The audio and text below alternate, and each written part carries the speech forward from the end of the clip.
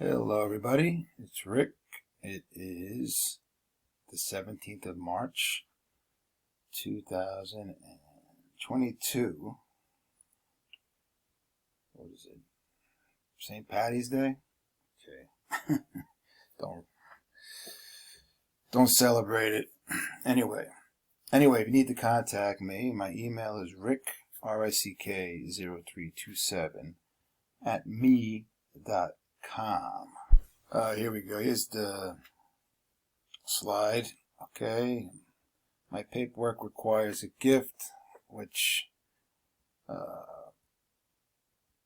it's less than $200 and more than $100. Okay.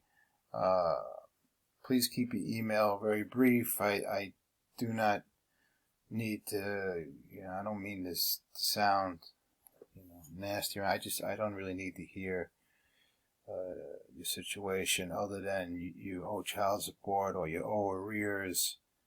And if I respond, that means I believe my paperwork can help you. If I don't respond, then it means that my paperwork probably is not suited for you. I'm not one of these guys that I'm pushing my paperwork on you.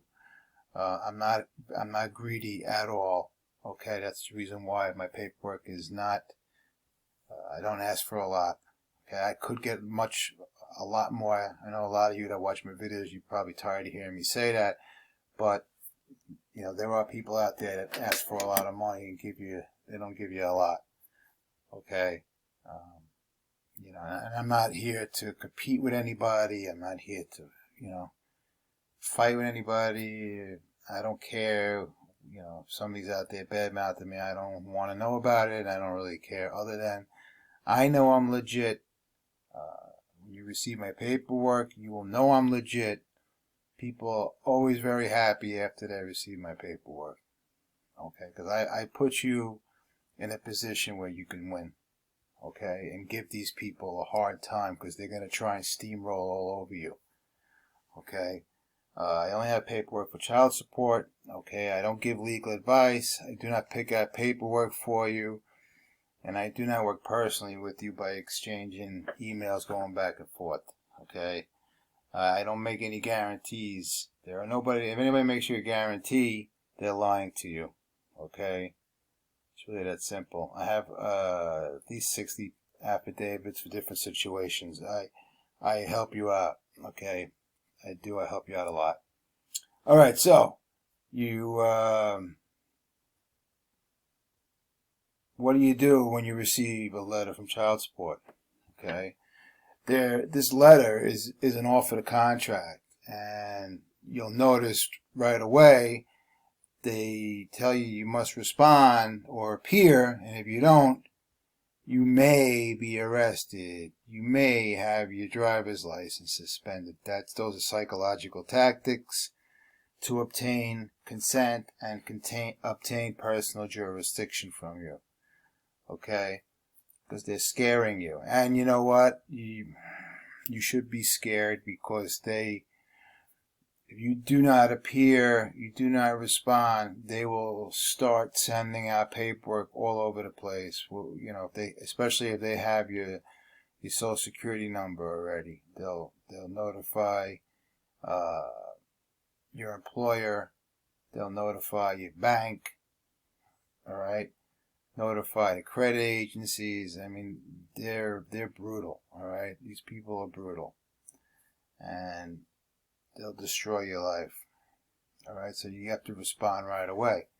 All right, the child support for the agency that administers the state plan for establishing child support is under 42 U.S.C. section 6654, subsection 3, which tells you you're dealing with an agency and not a court. The court is actually rented out, basically co-opted with the for the agency, the federal for the agency. Okay, technically they're under Health and Human Services, and the health commissioner basically what do you want to call it? Yeah, the Health and Human Services Secretary authorizes state agencies to administer the health and to establish child support. Okay, that basically authorizes people to do their job. When you do not consent or sign an agreement, the 4D court lacks personal jurisdiction to hold legal process and cannot issue a support order or wage garnishment, also known as an income withholding order. So what they want to do is they want you to show up there and start bullying you around. They don't want you to believe that you have to provide consent. And when you show up and you do not contest, you're giving them jurisdiction. Okay, I've been over this before, but it's nice to repeat it. There are new people watching. Okay, you want to you really the goal is, if you're new and you just received the paperwork and you're due to appear in the future, you really would like to respond in writing. Okay, that's the best thing to do, and that way it's on record that you are contesting jurisdiction. And also, it's nice to get them to provide evidence. That way you can maybe file a dismissal before appearing, because they didn't respond to your demands for evidence. Okay, so you want to avoid appearing in person, so you must respond in writing, contesting personal jurisdiction, and refuse to consent to the state for the agency administering child support. Okay, 42 U.S.C. section 654 subsection 7 is provide for entering into cooperative arrangements with appropriate courts. So this shows you that the courts are in a cooperative arrangement. They're being rented out. Everybody in that room is being paid by the federal money, 4D money. Okay, so this is proof right here that it's a cooperative arrangement. What is personal jurisdiction? Among the most firmly established principles of personal jurisdiction in American tradition is that the courts of a state have jurisdiction over non-residents who are physically present in the state. This is under Burnham v. Superior Court. Okay, personal jurisdiction refers to the power that a court has to make a decision regarding the party being sued in a case. Before a court can exercise a power over a party, the United States Constitution requires that the party have certain minimum contacts. All right, so basically what that means is that you're supposed to be in the state. That if you're not in the state, like some of you, you'll get a letter to go to another state. That means they don't have personal jurisdiction over you, and they're hoping that you don't contest that, and you'll just start participating in the whole scenario, and before you know it, they got you. Okay, so that's why you want to contest right away. That's why I keep telling you to say, I do not consent to participate in the legal proceeding. Okay, how are they obtaining personal jurisdiction? Typically, for courts that have personal jurisdiction over the defendant, the plaintiff needs to serve a defendant in the state in which the court sits. Okay, so you have to actually be in this. If it's New York, you have to be in New York. If it's Georgia, you have to be in Georgia to be served. Okay, so let's say you're in New Jersey, you live in New Jersey, and they want you to appear in New York. They have to actually have you in New York. They just can't serve you in New Jersey. Okay, you guys can read the rest of this. All right. It is important to respond in writing. I think I went over that before. Or you're waiving personal jurisdiction. Okay. Before appearing, for a hearing or a Zoom video, respond in writing. And for the people who have my paperwork, in my email affidavits filed before appearing in court, look for affidavit number 1. Notice to the clerk of the court to provide evidence of an injured party. Okay? So what you're doing is you're saying, see, what they do is, remember I was telling you in my last video, the petition is really an application. All they're doing is applying for services, but they want you to think it's an actual petition for a court. It's a scam. All right? Now, in order to file a lawsuit against somebody in an actual court, you have to have an injured party. All right? So without evidence of an injured party, there's no case. All right? The court lacks standing. So you're going to say, well, where's the injured party? All right? And they're not going to be able to provide evidence of this. So that right there, you have evidence that they lack jurisdiction. They lack standing, actually. Okay? Also, if you appear in court, you want to verbally contest the hearing, and you want to verbally contest before a Zoom video. Okay, here's proof that you must submit to the jurisdiction of the state for the state agency to issue support orders. Under Uniform Interstate Family Support Act, basis for jurisdiction for non-residents, Section 201, subsection A, subsection 2. The individual submits to the jurisdiction of this state by consent in a record by entering a general appearance or by filing a responsive document. That's why I'm telling you, you have to file a responsive document. So you're not going to be making a general appearance. You're going to not make a general appearance. You're going to claim that you're there under duress. I am here because I was threatened with arrest. I was threatened that my driver's license would be suspended. You are there by special appearance. Okay? Google special appearance. I'm not going to get into that right now. I cover it in my paperwork. Now, here's something suspicious. Jurisdiction for non-residents. Now, if you're in your state, how are you a non-resident? Well, one, you're a man, you're a woman, you're not a non-resident. I went over that in my last video. So you always want to maintain being a man or a woman. But it's a little suspicious. Basis for jurisdiction for non-residents. A non-resident, among the most firmly established principles of personal jurisdiction in American tradition, is that the courts of a state have jurisdiction over non-residents who are physically present in the state. Okay? So, you're not a non-resident. You are a living, breathing man or woman. You are living in you're living in a state with territorial boundaries, an actual state. They spell state with a capital S. That's the corporation. Okay, I've been over that in my last video. Okay, and that's, if you look at it, they always spell it with a capital S. You live in the small S state. You actually live.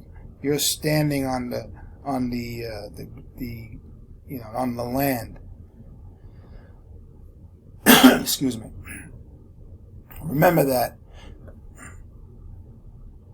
Yeah, I like to keep going over this. That the state is defined under 42 U.S.C. Section 1301, which the Title 4D falls under 42 U.S.C. So all of these definitions, they're relevant because it pertains to jurisdiction. Jurisdiction is everything. Okay, so state means any of the several states, which again, this is more wordplay on their part. Several capital S states, not the small S states.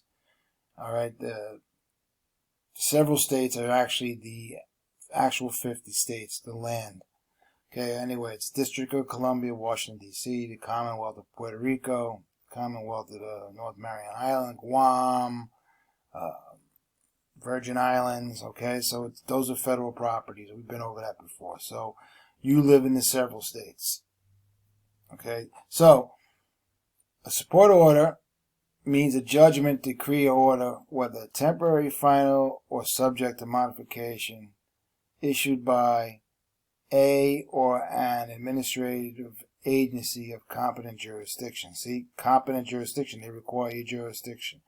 That's why we're not consenting to jurisdiction. We're contesting it right from the beginning in my paperwork. All right, so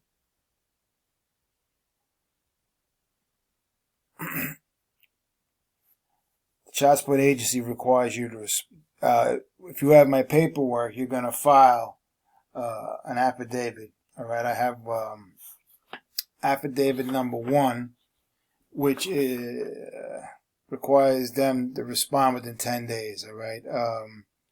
Affidavit number 1 is used to contest personal jurisdiction and demand proof of evidence. Okay, what is affidavit number 1? What the hell is it? All right, it's to the clerk.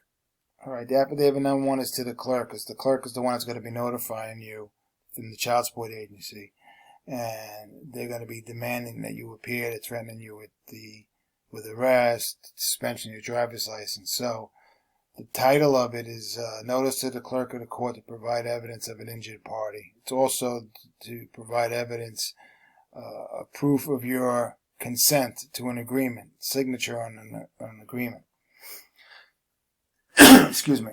So that's what this is for. All right. So you and also it tells the court that if they don't respond within 10 days, you're going to go to court and file a default judgment. You're going to file a dismissal and a default judgment. All right, and this affidavit is 1D, notice of default judgment filed under Federal Rules 55 or a state law equivalent. It's good to write that because they like to play games. They're going to say, well, Federal Rule 55 is federal, you're in the state, and they play all these little games, all right? And that's why you put in there or a state law equivalent to Federal 55. Okay, you're not a lawyer, you don't know all of these things. But what you're doing is you're filing a default judgment because they didn't respond within 10 days.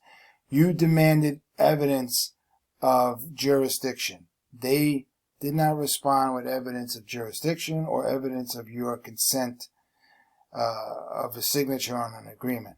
So they have no jurisdiction over it. They're just threatening you to appear. And when you show up, they get you to appear. You're afraid. You're not gonna contest. And next thing you know, in their eyes, they have consent over you. And the whole game starts. And then you're done. That's why, most of the people out there, like, the people I respect who, teach law, they always say that the best thing to do is to not show up to court. Because once you're in court, you're on their grounds, and it's hard to get away from them.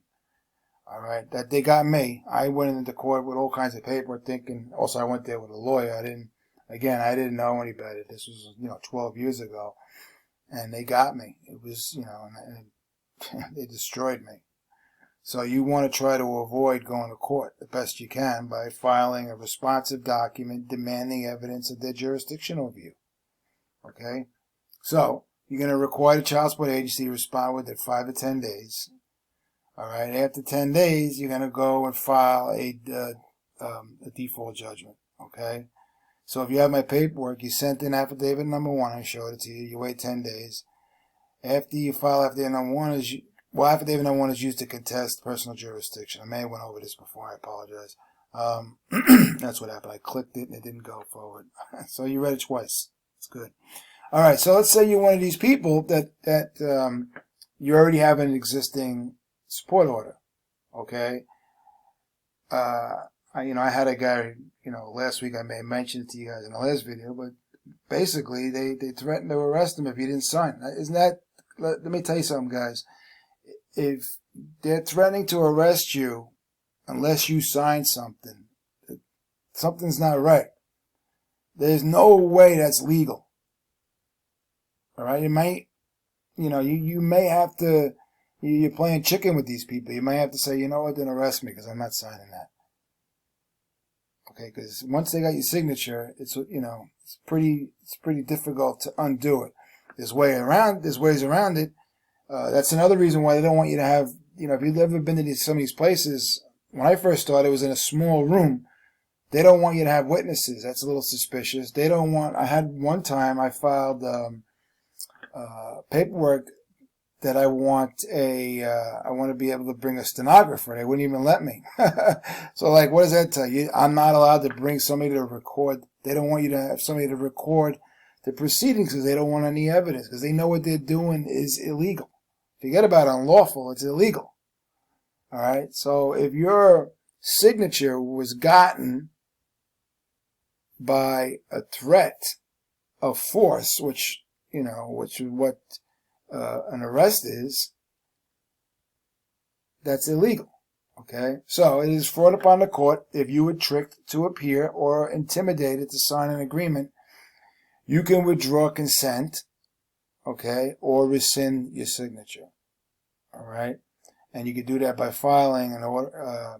And what I put here is the order of support is void and grounds for relief under Federal Rule 60B, okay, and the state statute or a state statute equivalent, okay. Now here's and the courts have to respond the right way, even these fake courts, because they're gonna be acting like a real court, so you're gonna hold them to it, okay. And you're gonna say it is the duty of the courts to be watchful for constitutional rights of the citizen, or you're a man or a woman, and against any stealthy encroachments thereon. Byers versus United States, 1927. Look it up. All right, if you have my paperwork, it is affidavit number 17. Okay?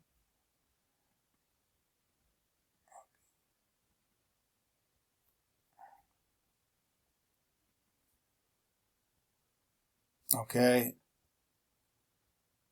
It's a rescission of signature. Okay? You're rescinding your signature on the grounds of fraud. Okay? Also, if you have my paperwork, it is another way is you could file a notice to vacate the support order. Okay, because it was induced by fraud. All right. Notice the court vacate support order on the grounds of fraud. The signature was induced. All right. Support order is thereby void because it was induced under fraud. Okay, fraud is there is no statute of limitations on fraud. Okay, so just understand that. All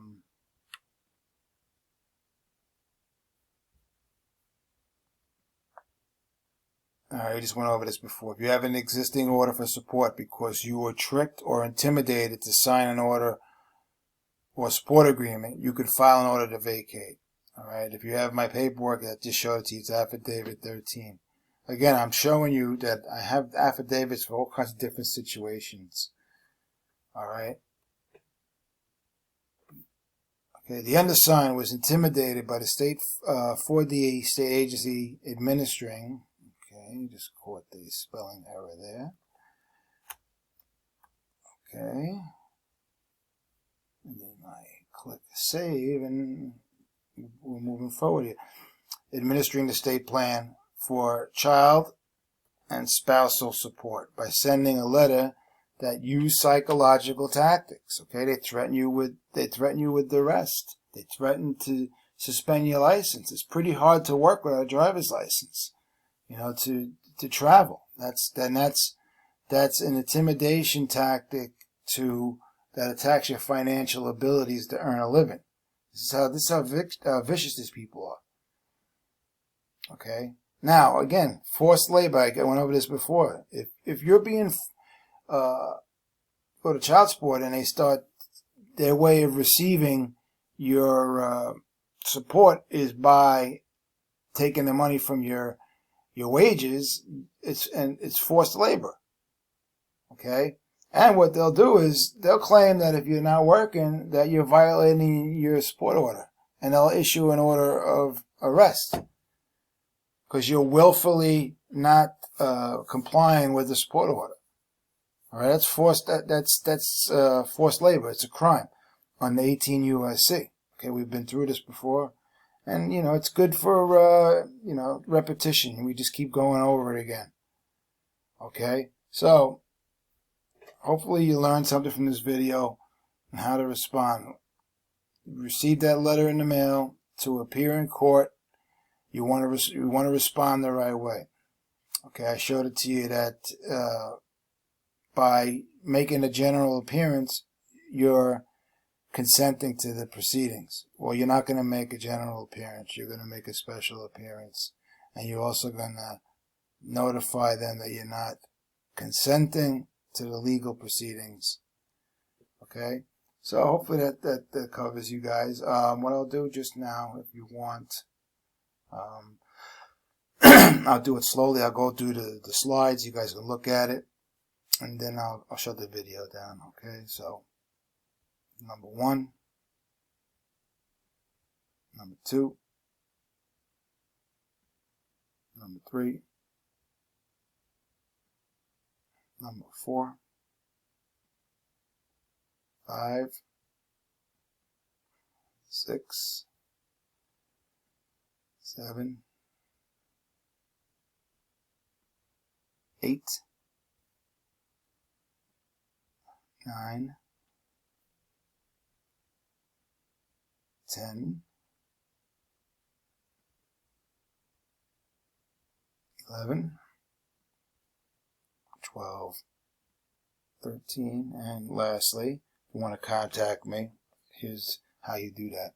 Alright guys, have a good weekend. Bye bye. Happy St. Patty's Day to the Irish people out there.